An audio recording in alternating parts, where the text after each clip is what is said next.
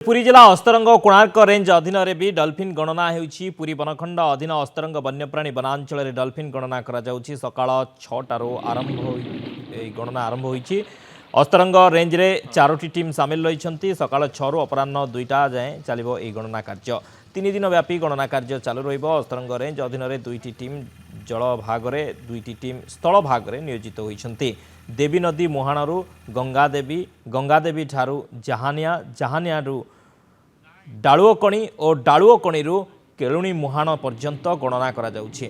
Videography photography सहित बाइनाकुलार और GPS व्यवहार करुछन्ति वन कर्मचारी माने। एही समय गणति समय डंगा और टूरिस्ट लॉन्च बंद रहिबो।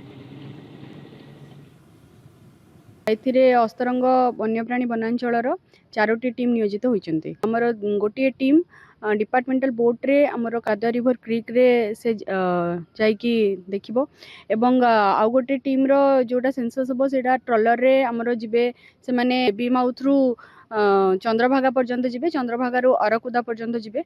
आउ 2टी टीम हमर सी बीच रे जहानिया ठारू गंगादेवी एवं जहानिया ठारू बेलेश्वर एभली 2टी टीम होइची। से माने सी बीच रे चालिकिना डॉल्फिन सेंसस करिवे।